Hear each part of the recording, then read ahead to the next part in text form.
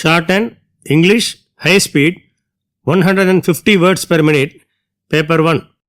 Be ready for trial dictation for 2 minutes. 15 seconds left. 10 seconds left. 5 seconds left.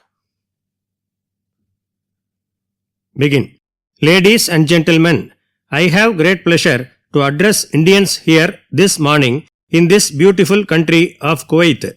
I came here just 2 hours ago, but ever since I landed here, I felt as if I was in my homeland. It is well known that you have all come here from different parts of the country. As a matter of fact, it feels as if a mini India has come alive before me.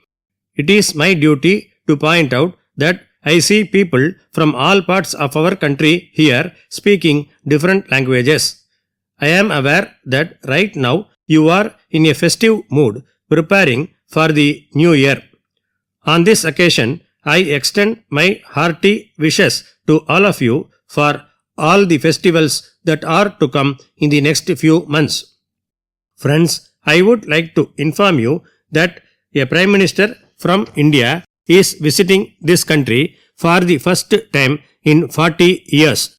It is a matter of surprise that though it is just 4 hours to travel here, it has taken nearly 4 decades to make the journey. I am sure that many of you have been living in this country for generations. It may not be out of place if I say that some of you might have been born here. It is a matter of great satisfaction that you have added a touch of Indian flavor to this society. That is why I am here today, and I hope that your influence would grow to a great extent in the next few years. I am happy to see Indians from all walks of life here. Many of you are involved in construction industry and in other sectors as well. A large number of Indians work here as doctors and nurses.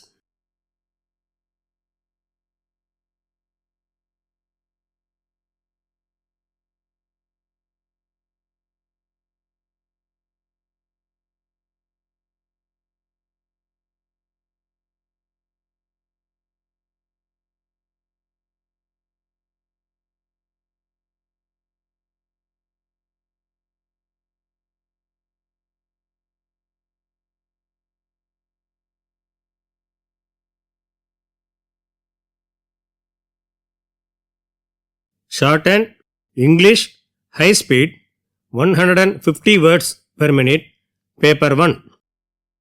Code number of question paper 114. 114. The candidates should transcribe what they have written into longhand verbatim. 10 marks are reserved for shorthand performance. Handwriting during transcription should be legible and sufficient space should be left between lines. Be ready. 30 seconds left.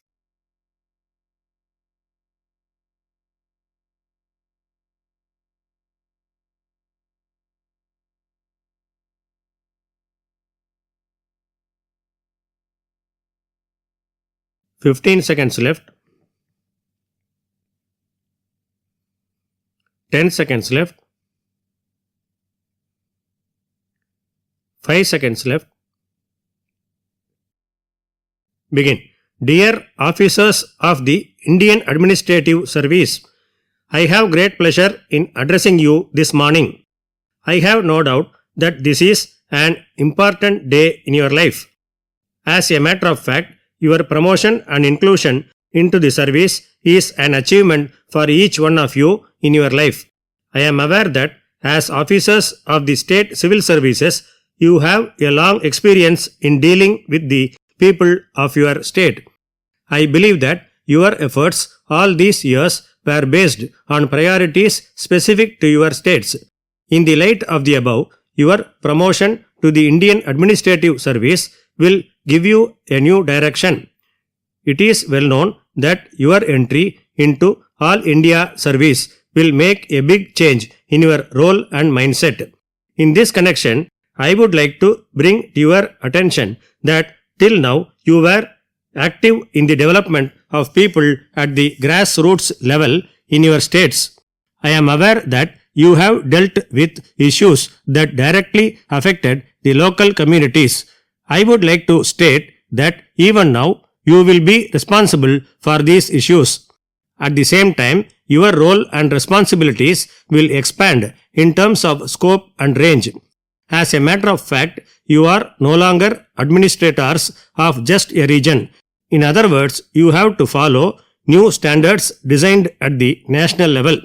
In this connection, I would like to state that your work should line up with the larger vision of a developed India in the next few years. I think it will not be out of place to state that your duties will now widen. In the same manner, your thoughts and actions are expected to be in the national viewpoint.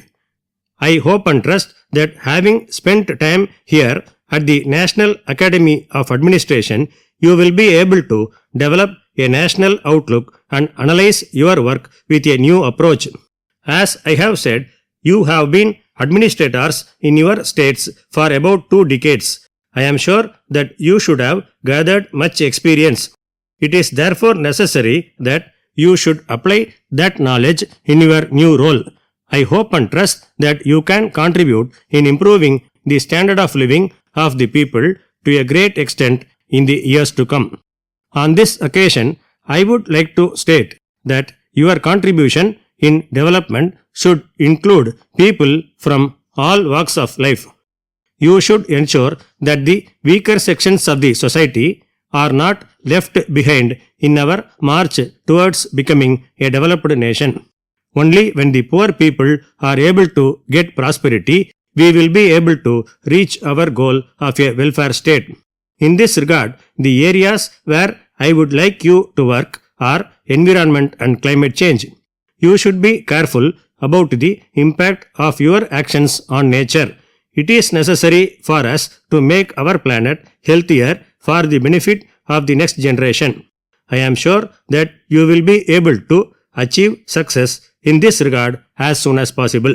Dear officers, technology can play a big role in achieving the goals that you set while performing your duties. In order to achieve development, we have to build digital systems as a matter of necessity. At the same time, you should never lose sight of the fact that fundamental values are important. As far as possible, you should be transparent and accountable in the discharge of your duties. It has to be borne in mind that when we exercise authority, we must be impartial at all times. On this occasion, I would like to inform you that you should take care of your physical and mental health. I am sure that only then you would be able to perform your best in all situations and in all respects. Each one here has made contributions to the development of your state and people in the past. Now you are in a position where you can be an inspiration to others. I am sure that you will motivate those around you to work to the best of their ability. I am happy to note that the training here is designed keeping in view the broad concepts and objectives of bringing in a new India. With these few words, I conclude with the fond hope that you would use this training for the betterment of the country as far as possible.